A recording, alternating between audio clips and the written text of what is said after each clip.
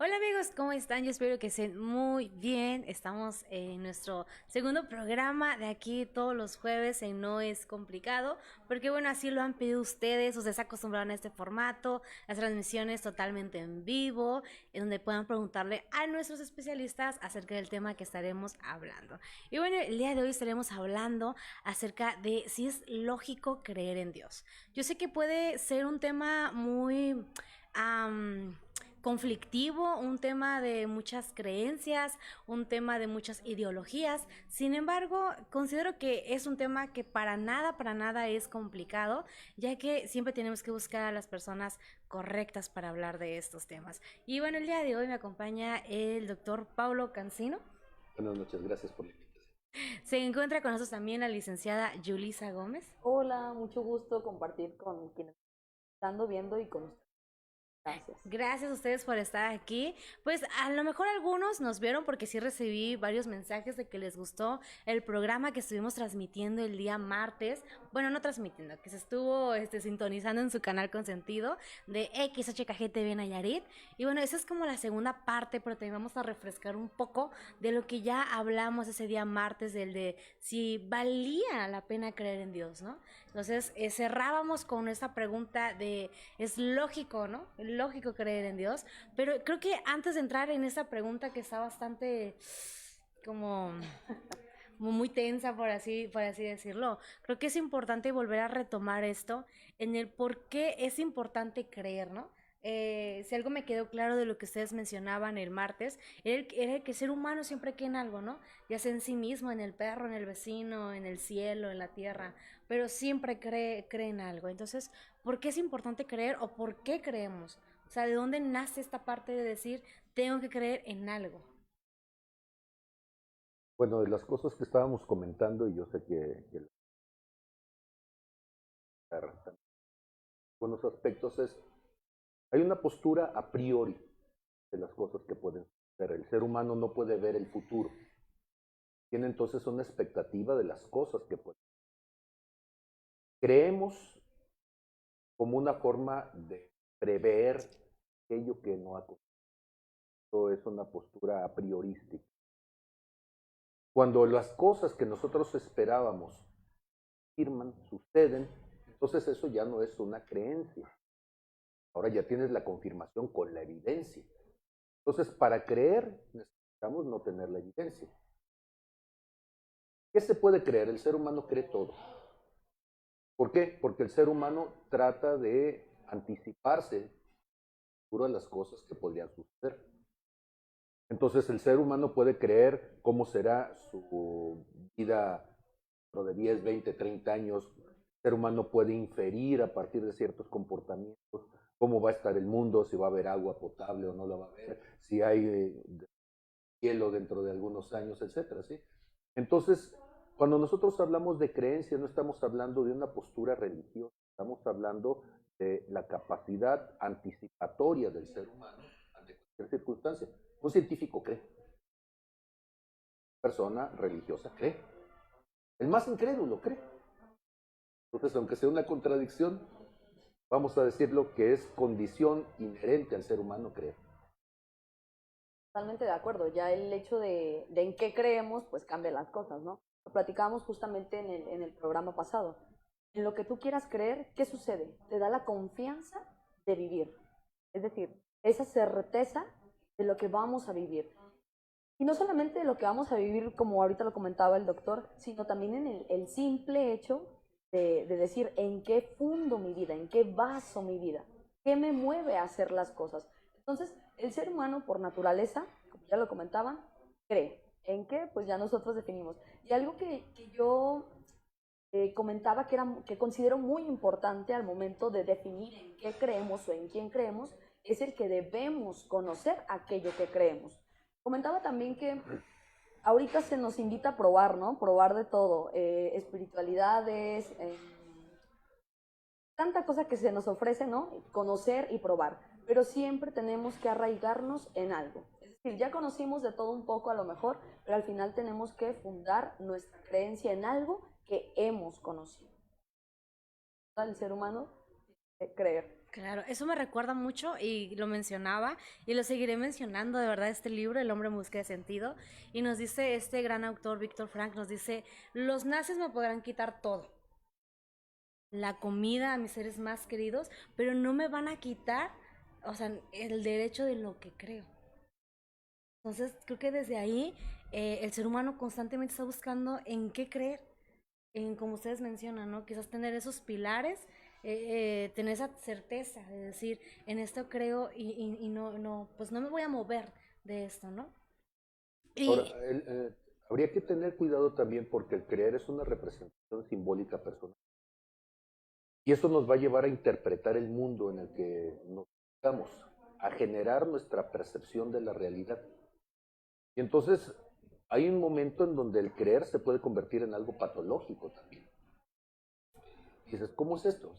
Sí, una persona que tenga una condición, por ejemplo, de esquizofrenia, él puede estar percibiendo que todo lo que le rodea es agresivo hacia su persona. Entonces puede ver enemigos en donde quiera, puede sentirse vulnerado por todo lo que le rodea.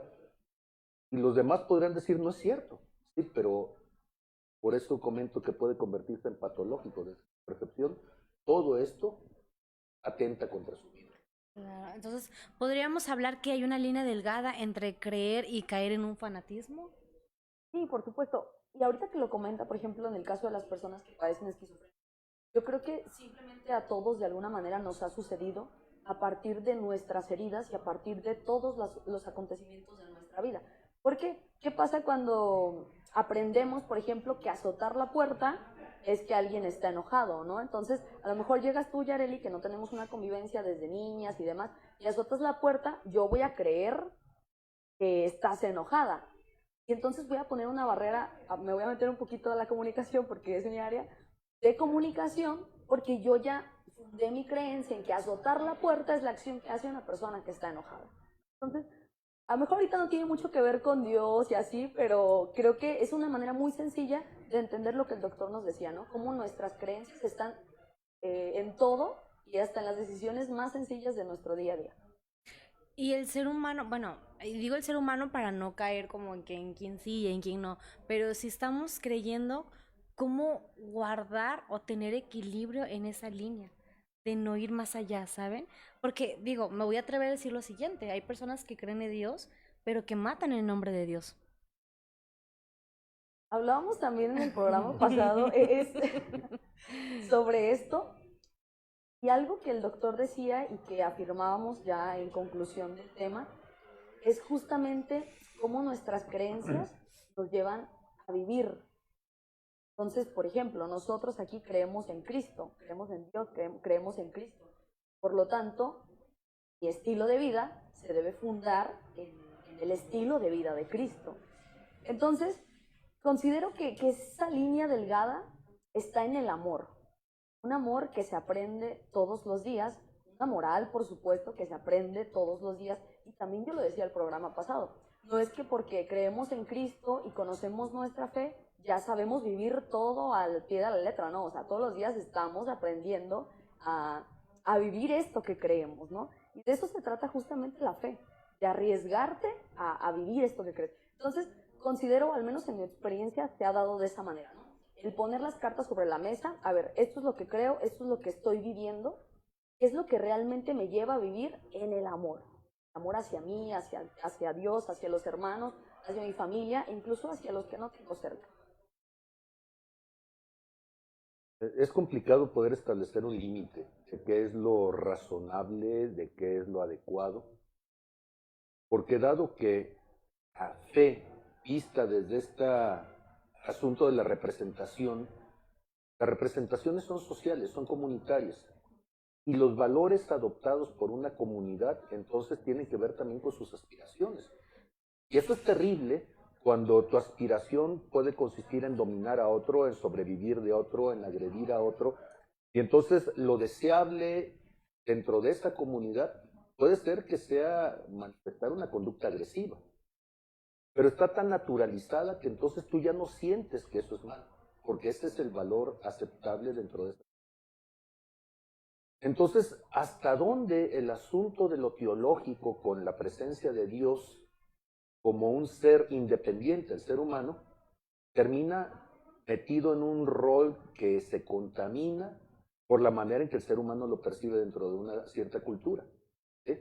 Entonces poníamos de ejemplo a Huitzilopochtli, donde amaneció enojado y hay que sacarle el corazón a 10,000 gentes, ¿sí? Para que entonces se contente. O si estamos hablando del Valhalla y de Odín, y entonces donde tengo que ir y morir en batalla y matar al máximo de enemigos para que entonces eso haga que mi concepto de Dios sea adecuado.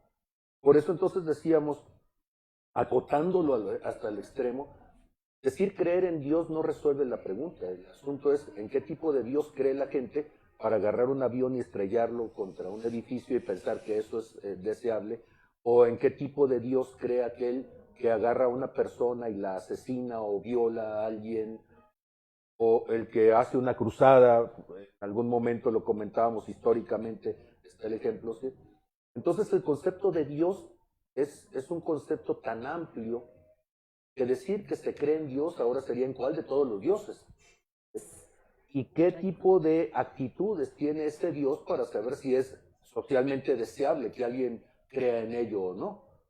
Entonces, por eso, desde la ocasión anterior, acotándolo, decía, yo creo Jesús, el Mesías, el hijo de María y de José, en que la cultura judeocristiana se le llama el Cristo, ¿sí? Bueno, pues ese Jesús que predica amor, que predica el estar en comunidad, el servicio, ese es el Dios de esta discusión al que yo me quiero referir, ¿sí? Y no Huitzilopochtli, no ningún otro, ¿sí? Porque también ellos en su momento y en su cultura son llamados dioses. Por eso esta pregunta tan confrontante para, hablándolo yo desde mi fe católica, para la Iglesia Católica, pero yo creo que para las demás iglesias cristianas también, de cómo es que creen y no viven lo que creen. Por eso mi insistencia justo en que conocemos esto que creemos, ¿no? Ya lo dijo el doctor, en Jesucristo, Hijo de Dios, el Mesías, pero todos los días estamos aprendiendo a vivir nuestras creencias. Así como el ejemplo de la puerta, de azotarla y de creer que quien lo hace está enojado, tenemos que reaprender a vivir estas creencias. Claro. Y en el programa pasado yo me adelanté, porque vaya que sí me adelanté en hacerles la pregunta de si vale la pena creer en Dios, pero creo que antes de volvérselas a mencionar, a mí me gustaría preguntarles una pregunta quizás bastante fuerte. Pero antes de hacerla, sí quiero hacer hincapié en algo porque también me hicieron ciertos comentarios como de que, Yare, ¿por qué hablas de ese tema si tú eres cristiana, no? Yo sé en lo que creo. Y para esto, pues ustedes son los expertos. En este caso, gracias a Dios, yo no soy la experta en este momento. Pero las preguntas las personas, perdón, que aún se cuestionan la existencia de un Dios, ¿cómo lo podrían ustedes explicar y aclarar que Dios existe? Dios existe y es para ustedes directamente. La pregunta como tal no tiene respuesta en el siglo XXI. Ni los que están a favor ni los que están en contra tienen elementos suficientes para poder, con evidencias válidas, descartar la postura del otro. Entonces se convierte en una postura vivencial. Desde mi experiencia o desde la experiencia de alguien más, ¿has tenido un encuentro con algo que puedas decir que te lleva a una fe? Lo digo como alguien que tuvo una etapa de su vida desde el ateísmo, desde el materialismo, y no encontré elementos suficientes para poder entonces demostrar la inexistencia. Y desde mi postura actual, desde el teísmo, desde la creencia, el no tener tampoco elementos suficientes para demostrarle a alguien la inexistencia. Entonces, creo que llega un momento en donde termina siendo una discusión ociosa, ¿sí? Y que lo único que hace al final es que cada uno, después de dar sus argumentos, puede salir ufano de decir, lo convencí, y ambos están pensando lo mismo. Pero sí podría decir algo. ¿Qué sucede cuando una persona tiene algo que llamaríamos un encuentro personal que ese encuentro personal cambie su perspectiva de vida. Pues encontrarte con Dios va a hacer que cambie tu paradigma de la vida. Va a hacer que cambie tu paradigma de qué sucede contigo, ¿sí? Como ser humano, de dónde vienes y hacia dónde vas. Entonces cambia el sentido de tu existencia, tu propósito, tu destino. Cambia la manera en que interactúas con otros. Cambia la manera en que percibes al ser humano. Cambian tus valores. Y no estoy hablando solamente del Cristo. O sea, si te conviertes en musulmán o si te conviertes en budista o te conviertes en lo que sea, va a cambiar completamente toda tu cosmovisión. ¿Sí? Sucede algo bien curioso. En las cárceles en todo el mundo, la primera persona a la que se le permite ingresar para tener contacto con los presos es alguien que vaya desde la fe a cuestionarles su proyecto de vida. ¿Por qué?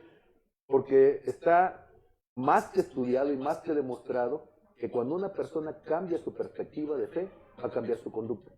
Y lo que no puede hacer un centro de rehabilitación, lo que no puede hacer la coerción, lo que no puede hacer la amenaza, lo que no puede hacer nada, lo va a hacer el cambio de vida que propicia un cambio de su manera de ver. Yo creo que por eso la insistencia en este programa de la relación creer-vivir, ¿no? Bueno, en mi caso, justamente fue a partir de una duda, ya lo compartí en el programa pasado, fue a partir de una duda, y yo dije, pues, ¿qué onda con Dios, no? ¿Existe o qué rollo? Y justamente llegué a la misma conclusión. Cuando nuestro testimonio de vida, nuestro testimonio de encuentro personal con Dios y nuestro cambio de conducta, es decir, nuestra conversión, ese giro de 180 grados, que vamos en una dirección, entonces tenemos un encuentro con alguien que no podemos explicar, que no podemos demostrar, y entonces llegamos y decimos, no, pues voy a hacer las cosas diferentes. Eso hace que nuestros discursos sobre Dios queden de lado. Porque así como el encuentro con ese ser superior, con ese alguien mayor que yo, es lo que me cambió, es justamente lo que me va a llevar a que el otro pueda considerar la existencia de Dios. Entonces, y también, tomándole la pregunta, me voy a adelantar, perdóname, Yareli, de si es lógico creer en Dios, en ese sentido, pues podemos pensar, o al menos yo pienso que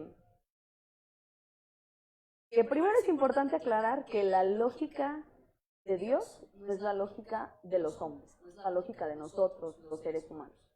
Pensamos en la lógica justamente como esta sucesión de hechos que son coherentes, que no tienen justamente incongruencia, pues podemos decir que no es lógico pensar que Dios existe, ¿no? O creer en Dios.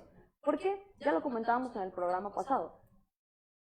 El doctor que es más experto en ciencia y esas cosas dice, pues yo necesitaba demostrar todo, y cuando de repente veo acontecimientos en mi vida que no tienen explicación, cuando digo, ¿qué onda, no? ¿Qué está pasando?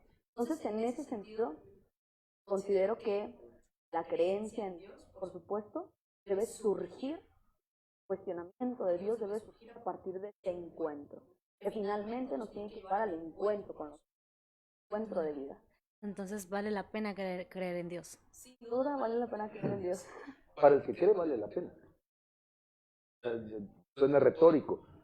Sí, pero el que no cree, ¿Está bien? no le ha dado el valor para creer en ello. Sí, sí, sí. Sí, o sea, la frase, de hecho, se presta a ese juego de palabras. ¿Sí? El que cree, cree porque le ha dado el valor a ello. Ha obtenido una respuesta en ello, ha cambiado su manera de ver el mundo a través de creer. Y ha obtenido los cambios necesarios para estar, de alguna manera, contento, convencido con ese cambio. El que no cree es por lo mismo, porque no le resultó. Ahora, debemos de entender una cosa, que el gran problema de la fe en Dios ni siquiera tiene que ver con Dios. O sea, no es un problema teológico, es un problema antropológico. Esto es, el nivel de conflicto no es lo que Dios hace, es lo que el ser humano hace con el nombre de Dios. ¿Sí? Y entonces, no es Dios el que se porta mal, no es Dios el que mata, el que viola, el que se aprovecha, el que usa mal su persona, ¿no? Es el ser humano el que, usando el nombre de Dios, hace cosas que demeritan el nombre de Dios. Dios no comenzó ninguna guerra, es el ser humano en nombre de Dios el que comienza una guerra. Y entonces el gran problema es eso, tenemos que separar y asociar lo que es la conducta humana, que es la que finalmente distorsiona el concepto de Dios, de lo que es el concepto de Dios en sí. Muchos de los argumentos de la gente atea ni siquiera tienen que ver con Dios, tienen que ver con la actitud de un cierto grupo religioso. En realidad en eso se basa la negación de Dios, ¿no? Que otro me demostró que su Dios era malo, que su Dios mandaba hacer tales o cuales cosas que a mí no me hacen bien o que no considero que sean las correctas, y por lo tanto digo, no, pues Dios o tu Dios no existe. Claro. Me llama mucho la atención porque recibí algunos comentarios que me decían, oye, Arely, qué fuerte, ¿no? Atreverte a hablar de ese tema, ¿no? No es complicado y así. Eh, y hoy una amiga estaba ahí en la oficina y me dice, me dijo, quiero ver tu transmisión y no sé si me esté viendo, entonces ella sabrá que estoy hablando de ella por esto que voy a decir. Me dice, voy a ver tu transmisión, dice, porque, dice, yo no sé si creer en Dios, me dice ella. Y ya le dije, ¿por qué? Me dice, yo creo que creo en algo, me dice ella. Yo creo en algo, pero no estoy segura si creo en Dios. Pero me dice, un día, dice, yo estaba, pues fue un día en el que me pasó de todo, dice, pero en el de todo de malo, ¿no? De malo, malo, malo. Y dice que ella, jugando consigo misma, dice que estaba ya esperando mucho tiempo un taxi. Y dice que se le hizo fácil voltear hacia arriba y que dice, si tú existes, mándame un taxi porque tengo mucho tiempo aquí y no parece en un taxi. Y dice que llegó el taxi. O sea, dice que el taxi se acerca a ella y le dice, te veo rato parada ahí, ¿quieres que te lleve? Y ya ella le dice, voy a tal clínica, porque ella es enfermera. Dice, voy a tal clínica. Y dice que el taxista, o sea, le faltaban como unas cuantas cuadras para llegar a la clínica. Y le dice, ¿sabes qué? No te puedo llevar hasta la clínica, porque realmente yo ya terminé de trabajar. Pero te puedo dejar aquí, que es un sitio de taxis, y aquí rápido vas a llegar. Entonces, cuando ella me platica la anécdota, es cuando también entra a mí la siguiente pregunta. Muchas veces podemos tener quizás las pruebas, no pruebas, pero cosas que nos impactan, ¿no? En la vida, y sin embargo podemos tomar la decisión de no creer. ¿Sabes qué encuentro yo en su experiencia? No el cuestionar si existe Dios o no, sino más bien si yo decido poner o no mi confianza. Creo que al final es de lo que hemos estado hablando. Más allá de venir aquí a decirle sí, Dios existe o no, Dios no existe, es el hecho de si nos atrevemos a poner nuestra confianza en Dios. En el caso de las personas que creen en el universo, pues en el universo, ¿no? Si se atreven a poner su confianza. Porque en realidad nuestro problema a veces ni siquiera es de creer o no, sino de confiar. Porque toda nuestra vida y todo nuestro pasado normalmente nos lleva a no confiar en las personas y por lo tanto tampoco confiar en aquello que creemos, aunque digamos que sí existe. Entonces lo que yo encuentro en su experiencia pues es eso, ¿no? Si nos está escuchando, considero que es eso, que ella no niega o confirma que Dios existe, sino más bien si se atreve o no a poner su confianza en ese Dios. ¿Y qué pasaría si revisamos un poco desde el lenguaje? Cuando la gente dice Dios, ¿qué quiere decir la palabra Dios? Porque las palabras pierden su profundidad, su impacto, su sentido. ¿Sí? Cuando tú le dices a la gente, ¿qué quiere decir Dios? La gente lo va a decir de esta manera, algunos de ellos. Es que hay un poder creador. ¿Sí? No me atrevo a decir si es Dios o Dios, pero hay un poder creador. En los griegos eso le llamaban energía. Y ahí viene la palabra energía. Energía. ¿Y qué hace esa energía? No, pues no sé, es algo que es intangible, se encuentra en todo lo existente, permite que los seres vivos vivan, es lo que creó todas las cosas. Inclusive los físicos cuánticos podrían decir que es la base de esta teoría de cuerdas, de la vibración y que permite que se genere la materia y que se genere la energía. Y uno dice, qué curioso, ¿eso le podrías decir Dios? Y la Biblia estaría en paz. Juan capítulo 1 dice, en el principio creó Dios los cielos y la tierra. Perdón. Dice, en el principio era el verbo era con Dios, el verbo era Dios, todo era en el principio con Dios, todas las cosas por Él fueron hechas y sin Él nada de lo que había sido hecho fue hecho. Ok, si en lugar de eso dijera, en el principio la energía creó los cielos y la tierra, un físico cuántico diría, ¿cierto? ¿Sí? Entonces el asunto es que cuando pensamos en Dios, otra vez nuestro concepto antropológico nos lleva a decir, es que Dios debería de ser, le ponemos nuestra cara, le ponemos nuestro cabello, le ponemos nuestro color de piel, y nos cuesta entender que ese ser que crea todo, que hace todo, que permite que todo exista, puede ser tan intangible que puedes tener enfrente, lo perciba. Platicando entonces con un amigo que es físico, yo le comentaba eso, ¿tú puedes percibir la energía? Él dice, sí, o sea, puedo percibir la energía luminosa, puedo percibir la energía magnética, sí. Le digo, y si toda esa energía, ¿sí?, puedes percibir en su sentido más profundo, digo, porque hay ecuaciones, en los que somos matemáticos, hay ecuaciones que permiten, ¿sí? Le digo, y me puedes demostrar que esas ecuaciones, así como están, son capaces de crear un ser pensante, son capaces de crear algo algo que se mueva, ¿sí? Bueno, suponemos que sí. Le digo, pues es exactamente lo mismo, pero un pueblo borreguero 6,000 años antes, ¿sí?, te está diciendo, a eso nosotros, en lugar de llamarle energía, le llamamos Dios. ¿Sí? Y entonces el asunto es que para poder creer, tú necesitas entender conceptualmente a qué te refieres. Y entonces a la gente le cuesta trabajo creer, ya no digo en Dios, cuesta trabajo creer este mundo que fue hecho porque no lo logra entender. Alguien me decía, es que es difícil entender la Biblia. Le digo, si leyeras un libro de física cuántica, ¿cuántas personas en tu contexto lo pueden entender? Estamos hablando de algo que es tan humano. Si estuviéramos hablando de teoría de cuerdas, ¿cuántos lo pueden entender? Bueno, le digo, curiosamente, estamos hablando de un libro que fue hecho para gente sin estudios, la Biblia, para que pudieras entender que eso que creó todas las cosas está allí, cerca y a tu alcance. Curiosamente, entonces, la gente que le es más difícil creer es las que están en... Si habláramos de una campana de distribución, el que no sabe nada le es muy fácil creer porque se ignora todo. ¿Sí? Pero el que sabe mucho le es muy fácil creer porque por más que sabe se da cuenta que sus respuestas son incapaces. Entonces, yo conozco mucha gente muy capacitada que después de llegar al nivel máximo doctoral y postdoctoral, de repente llega un punto en donde dices, es que mis respuestas son insuficientes, debe haber algo más, y terminas creyendo en Dios. Pero la gente que se encuentra en el punto medio de la ignorancia, creen que saben mucho, pero no saben nada. Es correcto. Eso es como ser personas frías, calientes y las tibias. Y los tibios son los que Son los... cuesta más trabajo. Sí, sí, sí. Y ahorita que comenta eso, me hizo recordar una propuesta de Santo Tomás de Aquino. Pero también, justamente, ¿no? Santo Tomás de Aquino, así como San Agustín, pues fue una persona que no solamente fue religioso, sino que estudió.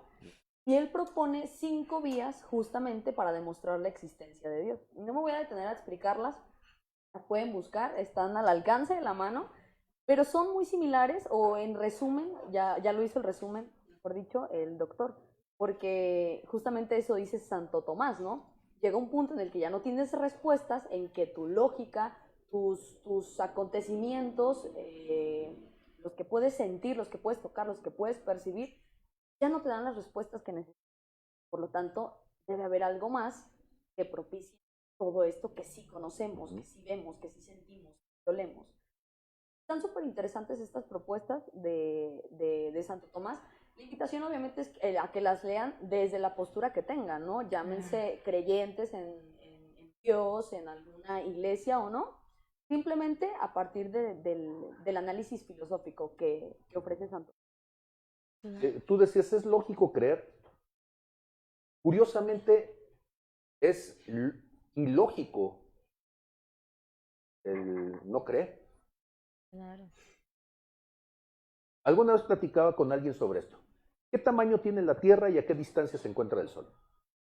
Es una casualidad increíble que la Tierra tenga el tamaño exacto para que en su dimensión y en su rotación pueda permitir la vida. Un poco más cerca se calcinaría, un poco más lejos se congelaría. La inclinación exacta para que entonces pueda permitir que 6 meses del año la luz esté sobre un casquete polar y los otros 6 meses al dar la vuelta en su ciclo esté sobre el otro. ¿Sí? La concentración de materiales y de minerales suficiente para que entonces de ese caldo de cultivo puedas tener la vida, etcétera, etcétera, etcétera. Un día me puse a hacer ejercicios con alguien para poderle decir, muy bien, solamente jugando, ¿cuántas probabilidades hay de que alguien sea hombre o sea mujer? ¿O cuántas probabilidades hay de que algo pueda suceder en unas ciertas condiciones? ¿Sí? Finalmente matemáticos. ¿Sí?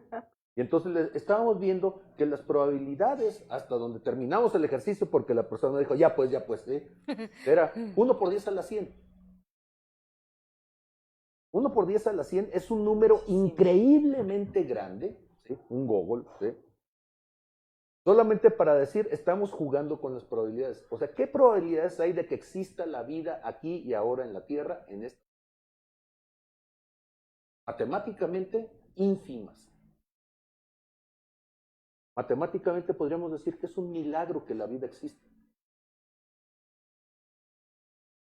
Y entonces, ninguna teoría científica al momento puede justificar esta asombrosa casualidad de que estemos vivos, de que tengamos capacidad de pensamiento, de que tengamos capacidad de toma de decisiones. Cuando tú lo ves desde el punto de vista meramente materialista, es ilógico creer que existimos. Es irracional pensar que existimos.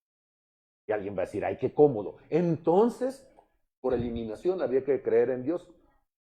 Bueno, yo vengo de allí y digo, pues ni aún así hay gente que podría convencerse. ¿Sí? Entonces, tenemos que tener mucho cuidado, como decía, ¿sí? No basta querer convencer a la gente de que es irracional no creer, porque entonces la gente va a decir, cree en lo que quieras. Sí, pero eso no resuelve tampoco el problema. Yo puedo creer en mí mismo, pero eso no resuelve el problema porque soy una criatura finita, soy una criatura incapaz, soy una criatura que se equivoca, soy una criatura que comete errores, que todos los días lastima a las personas que están a su alrededor. ¿Sí? Imperfecto completamente. Y entonces, cuando eso lo proyectas en tu concepto de Dios, pues el Dios que vas a creer pues va a ser igual de inútil que tú, igual de incapaz que tú, igual de mentiroso que tú, un Dios de bolsillo, ¿sí?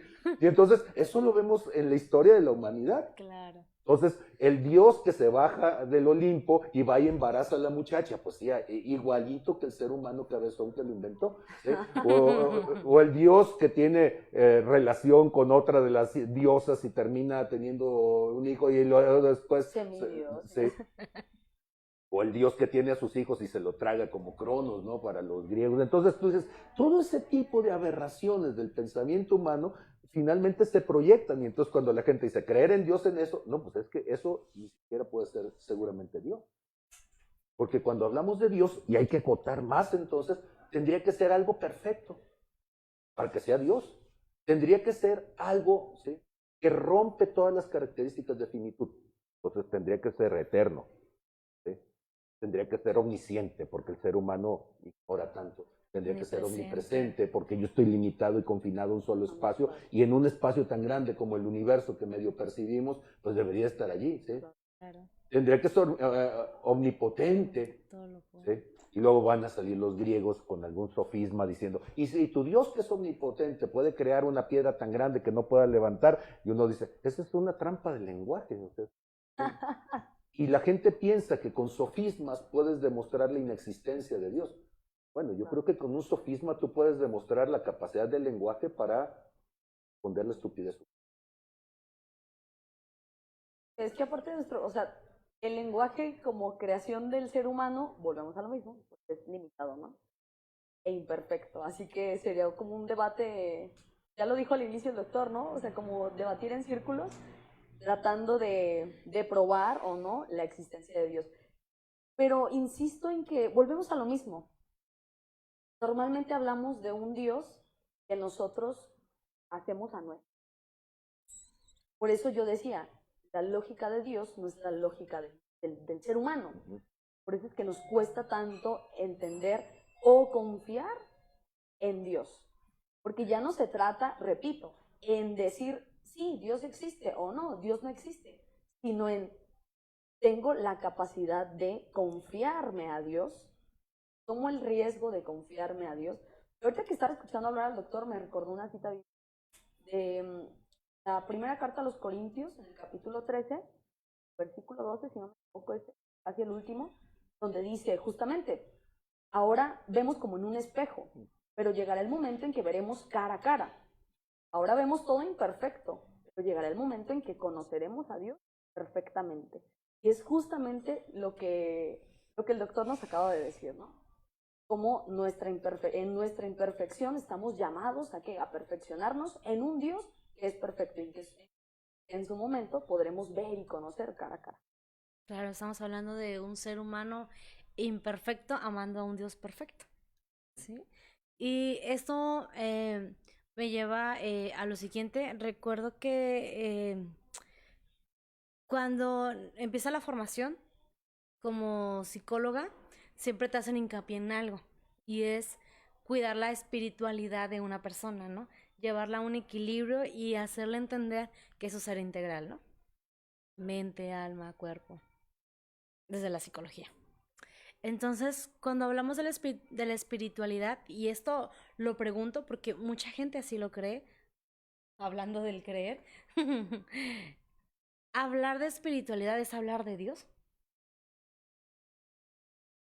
Pues tristemente no, porque, porque volvemos otra vez a los conceptos históricos. Para muchas culturas, espiritualidad simplemente es lo intangible.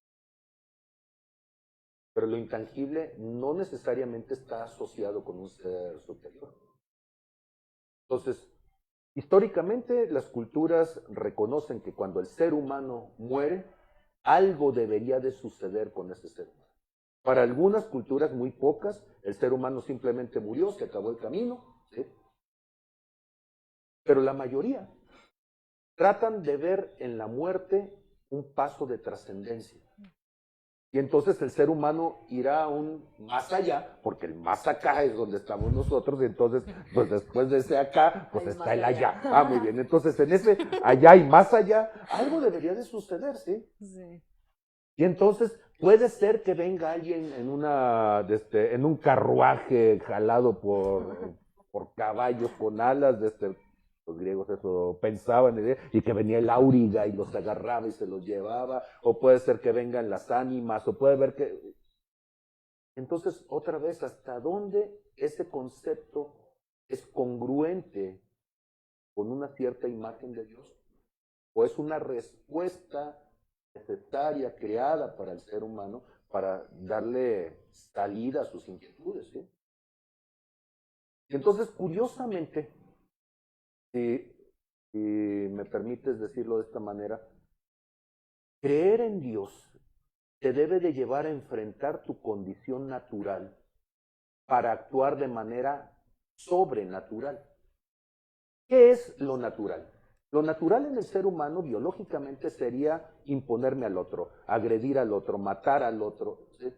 Pero mi creencia en Dios, en este Dios del que estamos hablando, debería de llevarme contra esa naturaleza, expresión, hay que llevarme a vivir en paz, a vivir en comunidad.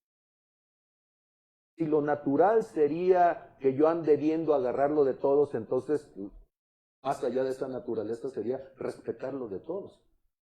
Entonces tú puedes ver la espiritualidad desde el punto de vista bíblico, de una creencia, en cómo la persona trasciende el instinto biológico, el instinto humano de querer comportarse desde su animalidad. Y eso está más difícil. Entonces, ¿qué tanta espiritualidad hay en una cierta cultura? Fíjate entonces en su manifestación. ¿Qué tanto entonces es capaz de someter lo biológico, lo animal, para comportarse entonces en una condición que le supere? Claro.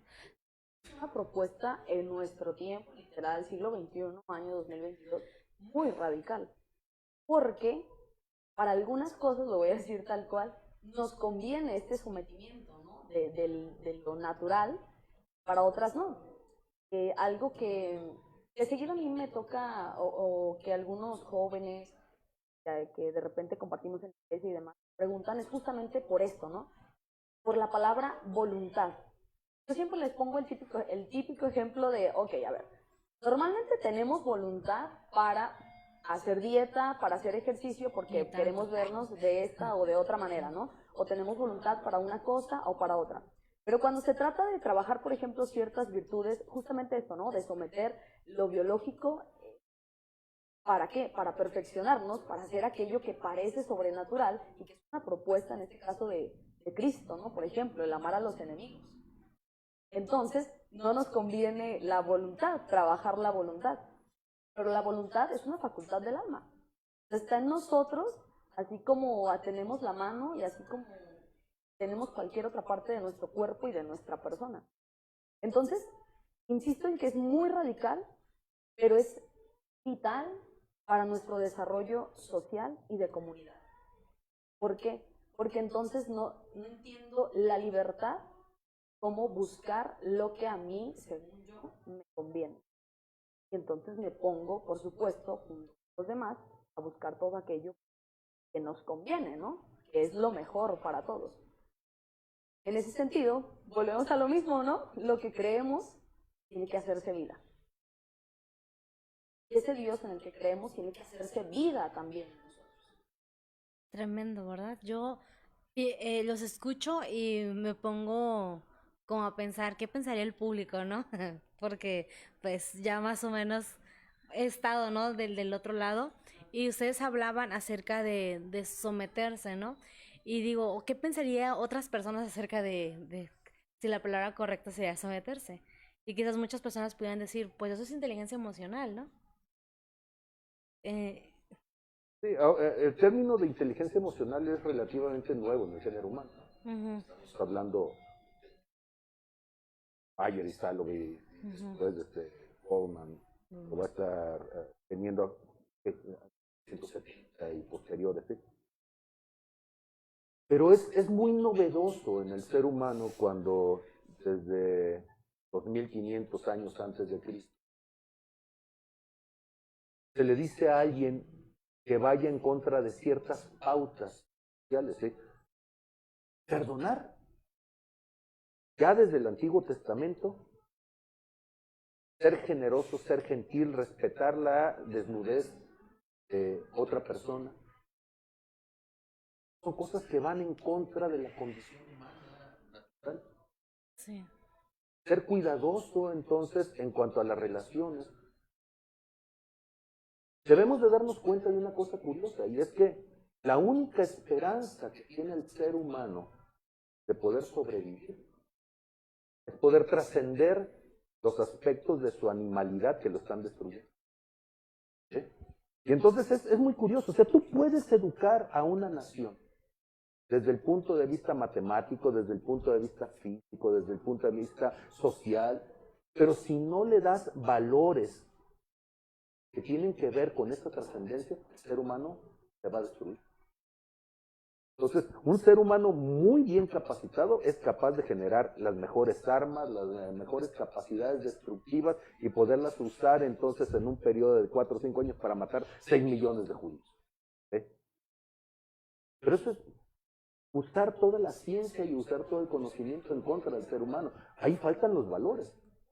Y entonces es curioso porque todos los esquemas educativos, también soy doctor en ciencias de la educación, todos los esquemas educativos que tú ves educan al cerebro, educan a la capacidad técnica de hacer, pero no generan un crecimiento en el desarrollo humano, porque esta parte de la sociedad la nutre desde su perspectiva de fe. Ahí es donde se encuentra históricamente la cuna de los valores. Entonces, cuando hablamos de valores, estamos hablando de qué es lo valioso, de qué es lo importante, de qué es lo importante. Y eso lo tienes directamente desde esa espiritualidad. Entonces, la sociedad que estamos viendo es la consecuencia de una sociedad que se ha ido alejando de esa oportunidad de creer en Dios del ser. Porque se ve como una imposición, ¿no? Y pudiéramos entrar a este debate que se suscitó hace un buen tiempo, y también de repente últimamente con las elecciones y política y demás, separar, ¿no? Que el Estado laico, las creencias en Dios, el desarrollo social. Es justamente el error que hemos cometido, no pensando en la imposición de una religión o de una creencia, sino justamente pensando en esto, que aprendemos de todo en la escuela, pero normalmente no se nos enseña a desarrollarnos en comunidad. Y es justamente lo que, lo que está haciendo que veamos una sociedad o que vivamos en una sociedad tan caótica. Entonces sí es súper importante. Y este trabajo, yo más que verlo desde el sometimiento, lo veo desde la voluntad. Y me gusta mucho esta palabra, porque la voluntad no es reprimir algo de mí, sino ordenar aquello que sí es natural en mí, pero que me lleve a trascender también en este momento y en este espacio. Lo que te mueve. Sucedió algo curioso hace algunos años en la Ciudad de México. Centros de rehabilitación que estaba promoviendo el gobierno y centros de rehabilitación que estaban siendo adoptados, bueno, impulsados por grupos de fe. El índice de acierto, bueno, el índice de efectividad de los grupos fomentados por el gobierno era del 10%. Si la gente entraba, ¿sí? Y después de mucho trabajo, de mucho esfuerzo, de muchas terapias, el 10% lograban salir de la adicción y tener un cambio de vida. En los grupos orientados por estos grupos de fe, el 90% estaban logrando un cambio de vida.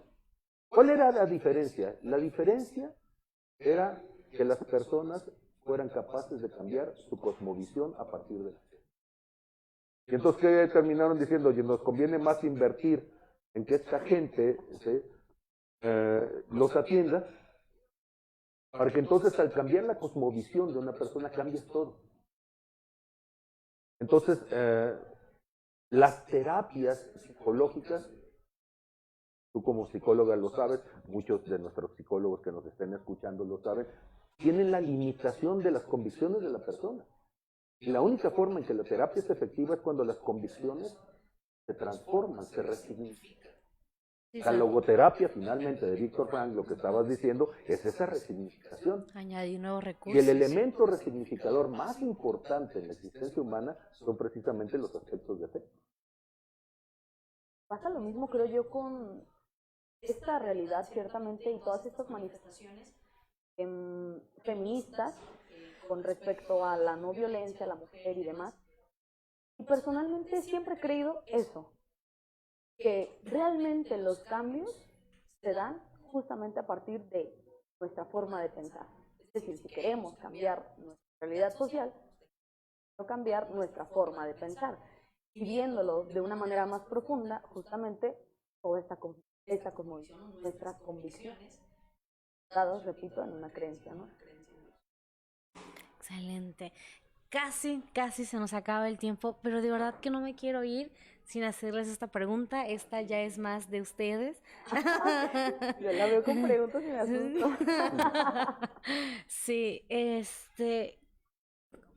sabemos, bueno, que ustedes son personas creyentes, su fe, y mi pregunta es, ¿cómo ha cambiado la vida de cada uno de ustedes cuando deciden acercarse y tener su fe en Dios? Gracias. Bueno, voy a utilizar una palabra que pudiera darnos para otro programa completito, que es el hecho de encontrar la felicidad. Una felicidad entendida no como estar todo el tiempo alegres, estar todo el tiempo sonriendo y que si nos pasa algo, algo malo, algo negativo, algo que nos causa dolor, pues yo voy a seguir sonriendo, ¿no? Y voy a estar bien porque no me afecta. No en ese sentido, una felicidad que te da paz, que lleva a tu ser humano justamente a vivir en esa paz, a tomar decisiones en esa paz, a relacionarte con los demás en esa paz. Entonces, ¿de qué manera ha cambiado mi vida? justamente en abrir todo mi mundo lleno de posibilidades y de opciones y de decisiones, y el yo seguir eligiendo creer en Dios, creer en Cristo. ¿Por qué? Porque me sigue dando esa paz.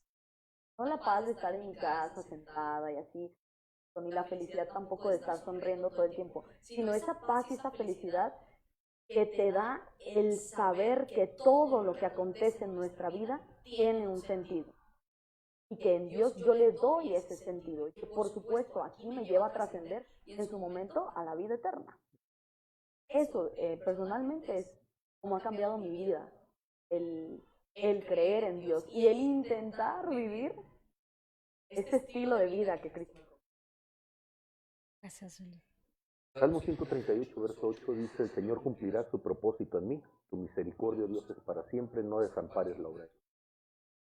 Lo que yo encuentro con gente después de un momento de conversión es que cambia su perspectiva de sí mismos, su proyecto de vida, su propósito de vida. Sentirse perdido, o sea, el ser humano ha sido eyectado, cansado en este mundo y de repente uno llega en ignorancia, en incapacidad, en debilidad, en fragilidad y estás aquí y dices, ¿a qué vine? ¿Qué voy a hacer? ¿Sí? Voy a ser como un frijol, nacer, crecer, reproducirme y morir o voy a hacer algo más. La fe le da sentido a la vida del ser humano. Y entonces lo que hace, te puede sublimar. La fe te permite enfrentar cualquier adversidad y te da un motivo para superarla, te da un motivo para vivirla, te da un motivo para enfrentar entonces cualquier cosa difícil y ponerla en la perspectiva, te da un motivo para saber que vas de paso y que todas las cosas por negativas que sean, las puedes trascender. Te da un motivo para buscar entonces ser una mejor persona para ayudar a los demás. La fe te convierte en un mejor ser humano, curiosamente. Te ayuda entonces a vencer el egoísmo natural de quererlo retener todo. Te anima a poderlo dar a otros, porque sabes que de una u otra forma eso tiene mayor trascendencia. Si el ser humano pudiera entender esta dimensión de la fe, podríamos dejar de tener guerras, podríamos dejar de tener conflictos, podríamos dejar de todas estas situaciones que son destructivas. Suena de locos. Bueno, es cierto, la fe es una locura para el hombre natural y no la puede entender porque tiene que discernirla espiritualmente. Así lo dijo Pablo a los Corintios, ¿sí? Y nosotros tenemos que entender entonces cómo una vida cambia. Entonces, por fe una persona es capaz de trabajar sin que le paguen y hacerlo además feliz. Por fe una persona es capaz de regalarlo todo.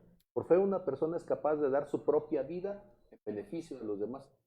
Hay una asociación internacional que se llama Médicos Sin Fronteras, fundada precisamente desde la fe. Hay otra asociación que se llama, bueno, esta Florence Nightingale fue una mujer de fe que empieza a ayudar a otros a riesgo de su propia vida. Tú empiezas a ver las distintas agrupaciones que surgen desde la fe, te das cuenta de lo que significa entonces el deseo humanitario. Pero cuando tú le quitas la fe, entonces se convierte en un negocio. Y entonces estamos buscando sacar beneficio y dejas de pensar en el otro como alguien que necesita. Entonces, Caritas, hay caridad. Y tú dices, ¿y qué beneficio puede haber en regalar? ¿Cuál es el negocio? No, no es negocio. ¿Sí? La fe no es negocio, porque la fe siempre te lleva a dar hasta que duele, ¿no? Como decía Teresa de Calcuta también. Entonces, debemos de darnos cuenta que Cristo nos lleva a eso, más allá de los conflictos. Por eso decíamos, esto no es un debate, ¿no? Esto es más bien un unir fuerzas. No estoy hablando de que esto sea un ecumenismo, no estamos diciendo, estamos siguiendo a la misma persona que es Cristo. Si el ser humano pudiera hacerlo, entonces podríamos transformar socialmente mucho más rápido que cualquier política. Curiosamente, en esa entrega de todo, cuando te das cuenta que en este momento no ganas, pero ganan muchos más, y se da una verdadera transformación, te das cuenta de cómo estás llamado a esa trascendencia. Entonces, también yo creo que nos quedamos con lo que, si no me equivoco, dijo San Pablo, ser hombres nuevos en Cristo. Excelente. Veo aquí a los chicos y están así como también de queriendo saber más. Pero aquí creen, se nos ha terminado el tiempo. Y bueno, voy a responder aquí unas preguntitas. Sin antes también darle las gracias al equipo maravilloso que está aquí detrás, a Yareli, su equipo, que están al pendiente de que todo salga bien para que ustedes puedan disfrutar de esas transmisiones en vivo que tenemos aquí los jueves. Y bueno, tenemos una pregunta un comentario de Yesenia Ramírez Espaín que dice: somos seres espirituales de luz en un cuerpo humano viviendo experiencias y aprendizajes. Manuel Fonseca nos dice: un saludo a los grandes invitados y a la linda conductora. Tú muy bien. Nos dice Rajid Guzmán: excelentes ponentes. Lorena Iseordia nos dice: excelente tema. Leonardo Mondragón nos dice: muy buenas participaciones. Lorena Isiordia nos dice: felicidades a Julie, me dio clases de cristología, de mariología, entre otras materias muy interesantes. Excelente maestra, excelente cantante, excelente ser humano. Nos dice María de Jesús López: gracias por compartir este tema, este hermoso tema e importante. Padma nos dice: saludos a la licenciada Yulisa Gómez. Excelente, pues hemos tenido varios comentarios en esta transmisión, quisiera seguir leyendo, pero bueno, pues eso sí ha sido todo por parte de nosotros. Los invitamos a que cada jueves también nos acompañes aquí en las redes sociales de No es Complicado para seguir hablando de temas que creemos que son complicados, pero que realmente no lo son. Así que nos vemos hasta la próxima.